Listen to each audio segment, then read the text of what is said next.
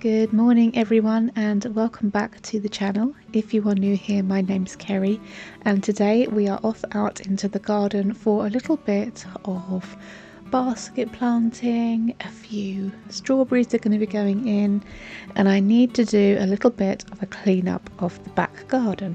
So I thought I'd take you guys along with me today so you can see what I'm getting up to in the garden, what kind of things I'm putting in and when. So the first part of this video is probably about 3 weeks ago. It's taken me a while to finish this video, so please be aware that this is 3 weeks ahead of where we currently are. The baskets are doing very well right now. I'm very pleased with them. However, I have had to make a slight adjustment to them. So as I'm going along, you'll see I'm adding some nice fresh compost.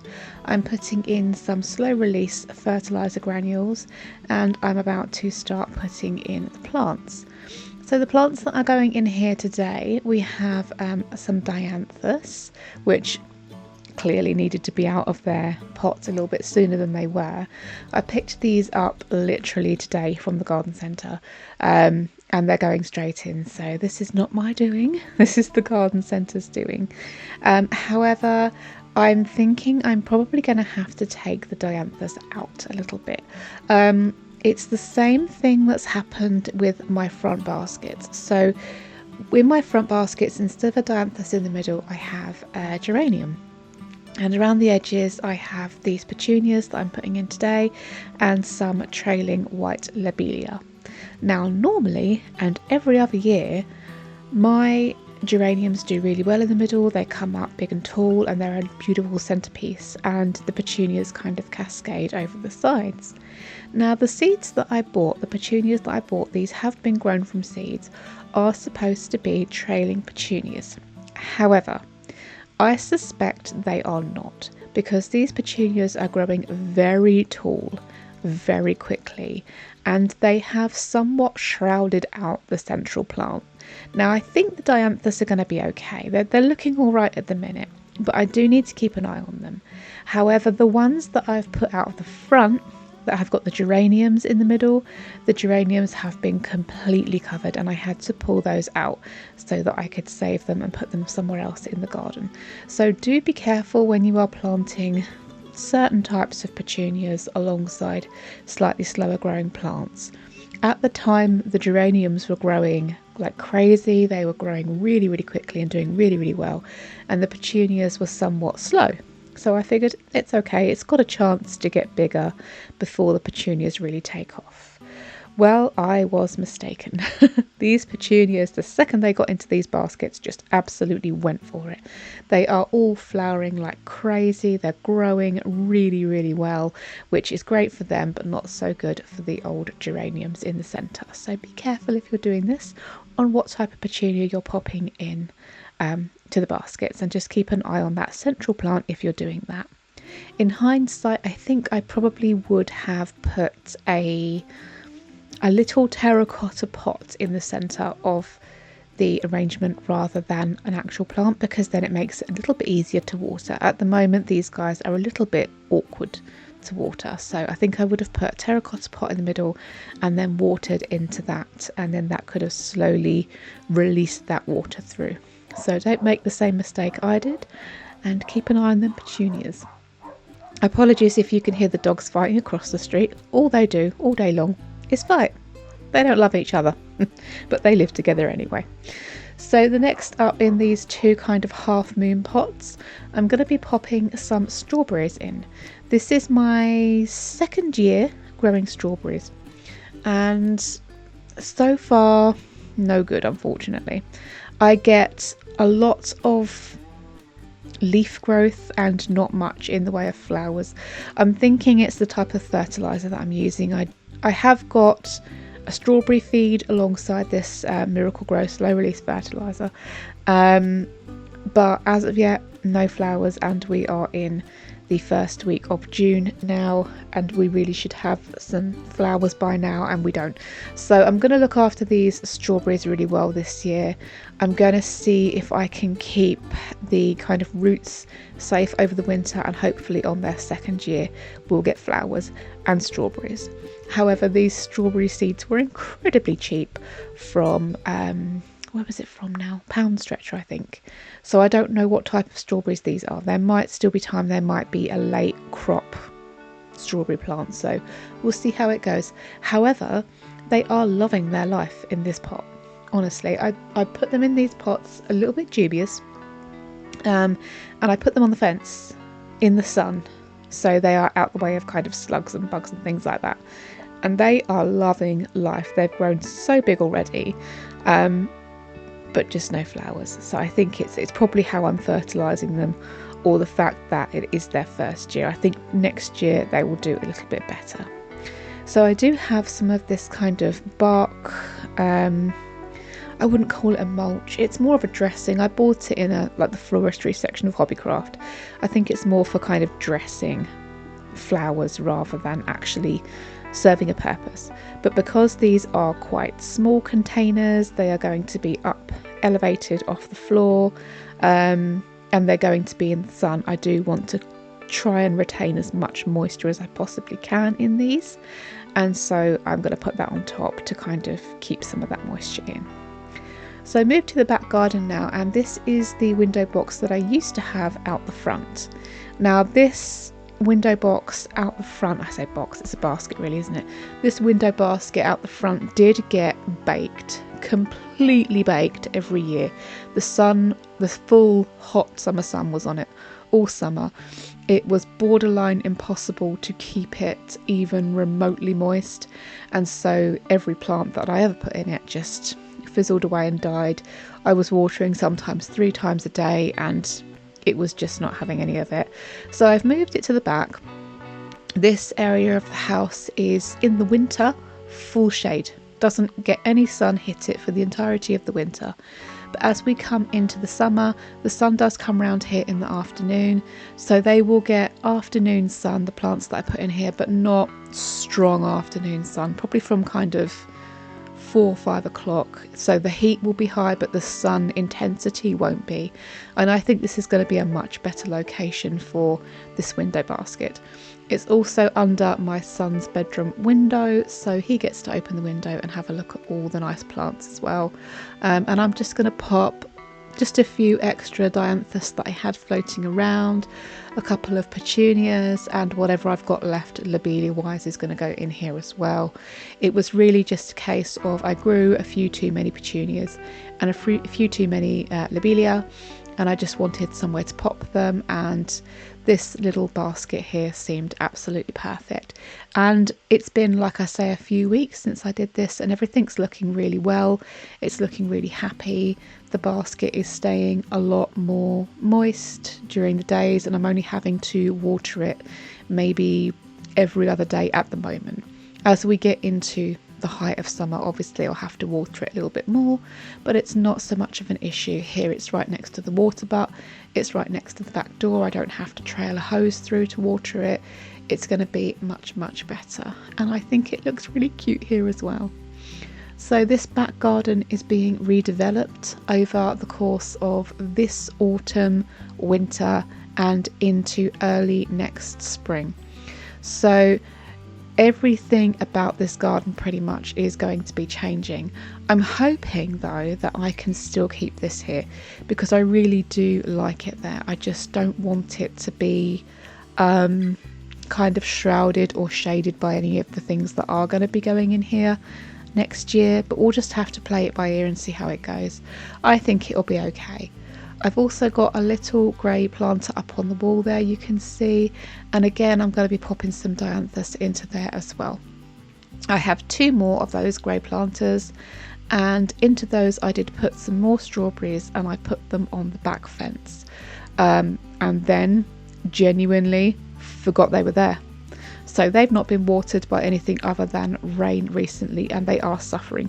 I think I can bring them back. You'll see a little bit later on in the video, while I'm kind of pottering around in the garden, you'll see them on the back there looking a little bit forlorn, a little bit yellow, but I think I can bounce them back.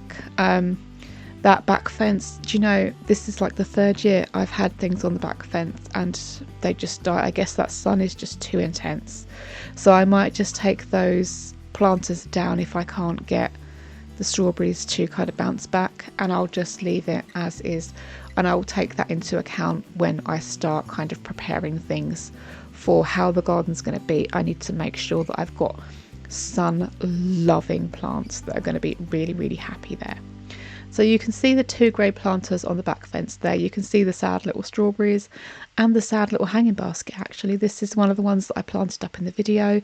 Like I say, it's been about 3 weeks and it's done really, really well, but I have forgotten to water it. I'm going to have to put a alarm on my phone or something. I always remember to do the hanging baskets out the front, but I always forget to do the ones out the back. I do like the main garden, I guess because I'm looking down at the beds when I've got the hose out.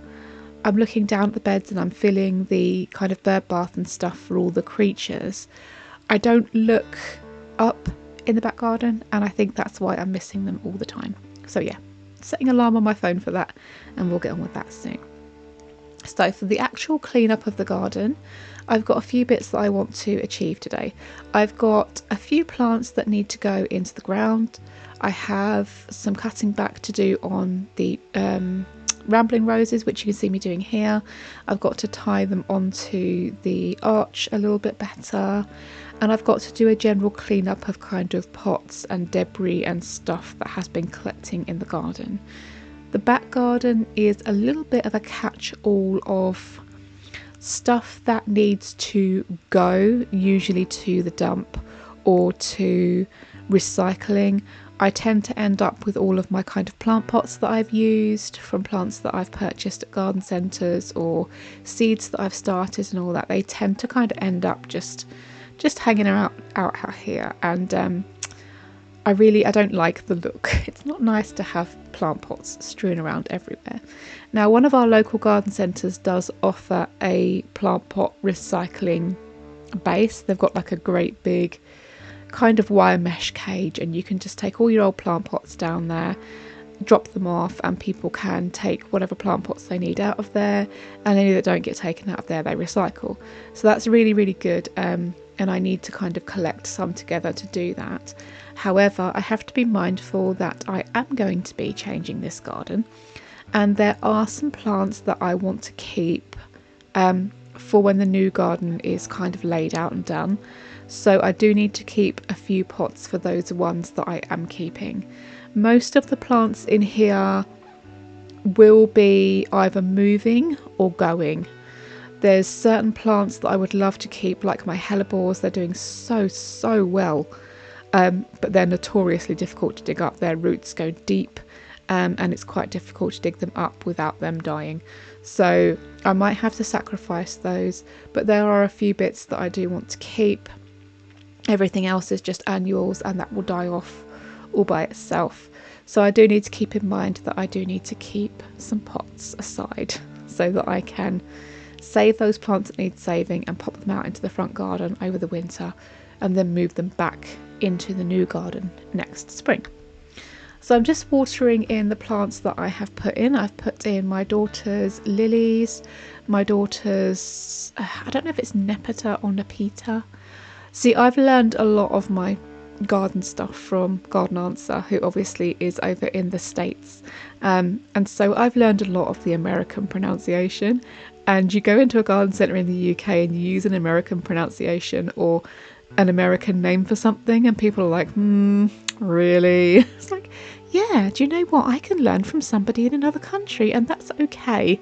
I'm sorry if they're called something different here. You know, I didn't know that. All I know is what I know. So I know that Laura over on Garden Answer calls them Nepeta, but I think in the UK we call them Nepeta. So yeah, I've planted those anyway. It doesn't really matter, but I've planted those anyway. I think it's so funny how people get a little bit shirty sometimes if you use an incorrect pronunciation, and it's like, really? Really? It's a beautiful plant. You've learned about a beautiful plant from someone who's maybe somewhere else in the world, and you would like to have a go with that beautiful plant. Go for it. I don't care how you pronounce it. It's so silly. Honestly, there's such a lot of... I'm trying to think of a nice word for it. There's a lot of stuck up people who think they're top of their game and are trying to educate others, but are actually really kind of nasty about it, and I don't love that. But anyway, I digress. Nepeta, I've planted it. It's in the pots. It's happy. It's going to thrive a lot better in those than it did in the nursery pots, so I'm happy with that. So right now, what am I doing right now? Oh, I'm planting the other one. So I've planted one. I've planted a few petunias in George's pot there. The green pot has the it's the grave pot of my lovely little Gordian finch George. I will try and put a picture of him up in the corner somewhere. He was such a sweetheart, and for a finch, he was with me for a very long time. He was 11 years old when he passed, and that's quite an age for a Gordian finch. He did amazingly well, and he was such a little sweetheart. He used to sidle over to the side of his cage and sit with me, and he'd come and sing at me, and it was very, very sweet. I used to have a whole colony of Gordian finches, and George was the last one, and I couldn't part with him. He was my sweetheart, and so he's got his little pot there that I tend and keep all pretty for him, and I can take it with me if or when I move, and I will still have my little pudding with me. So over in this back corner here, I'm going to plant some snapdragons.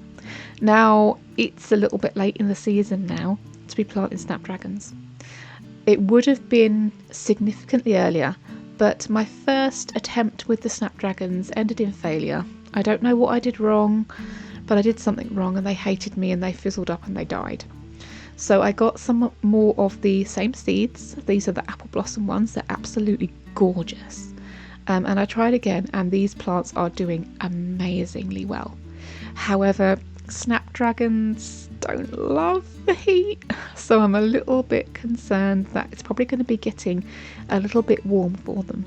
So I'm going to plant them over in this back corner that's somewhat shaded by the rose and somewhat shaded by the big laurel from next door, which is a beast of a plant. It's humongous. And I'm going to just plant them in a little drift over there, and they can sit there and be all beautiful. I'm hoping they're going to flower. I really do hope they're going to flower, because I would like to collect some seeds from them. However, I suspect they are F1 plants, which means the seeds will not be fertile. But definitely I will go online and order some more for next spring, because they are absolutely gorgeous.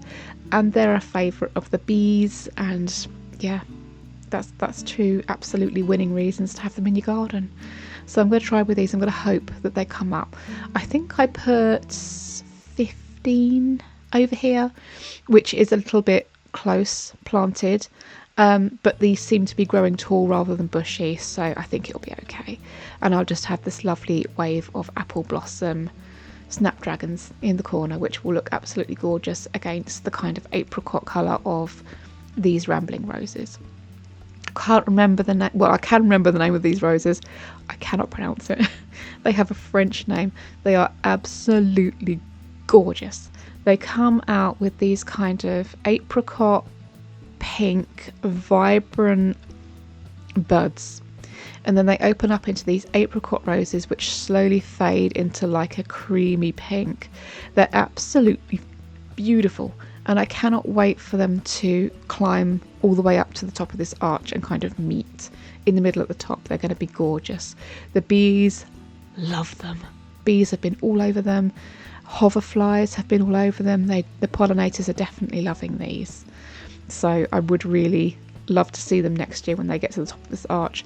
I have to somehow incorporate this arch into my new garden design. It's just occurred to me. Oh, I'm not sure how I'm going to do that. That's a problem for another day. They're going to be gorgeous either way. So I've just gone around and I'm just watering the little bits that I have planted today. It's really important to water things in after you've planted them, and then I will actually finally get round to tidying up the garden. So it's just a case of picking up the pots, tidying things up a little bit, and then I'm going to go over the gravel just with a rake. We've got a lot of kind of semi-decomposed leaves, flower heads, you know, bits and bobs like that on this slate, and it's really, really difficult to clean the slate. So I'm just going to rake it, try and help those things break down a little bit more quickly. When the autumn comes along, I will be kind of scooping up as much of this slate as I can and putting it into ton bags, because I have this out the front as well, and I will be using this in my kind of garden revamp. So in this corner there was a massive spider, but there were also loads of laurel leaves that I needed to pick up. So I went in with my little pickup stick, which I'm kind of loving. It's somewhat fun to pick up stuff with these, and that way the spider couldn't get me. And then I shall move Rachel's rose, which is in this pot here, into the corner, so it's a little bit more out of the way. And then that gives me a little bit more space to kind of rake everything and get that going. While I'm here, I'm just going to tie Rachel's rose on a little bit. We've had quite a lot of wind recently, and it's kind of flailed it out a little bit, and I want it to be nice and tight onto this rod so that it doesn't get damaged. It's got a few flower heads on it. This rose is beautiful. It's a deep, deep red, absolutely gorgeous, very Beauty and the Beast. And Rachel chose it as her rose, so we're going to look after that, and then I'll show you it a little bit later on in the season once it's in bloom. It's absolutely beautiful. So I'm picking up a few bits of just kind of plastic that's blown in from the street, some little bits that got left behind when we took out the decking. That's already begun on the autumn project, and then it's going to be a quick rake over, and that's going to be it. So I really hope that you've enjoyed the video today. I know it's been a bit different and a little bit kind of all over the place, but I very much enjoy my garden, and I hope that you've enjoyed my tiny garden with me, and I will see you in the next one. Bye guys.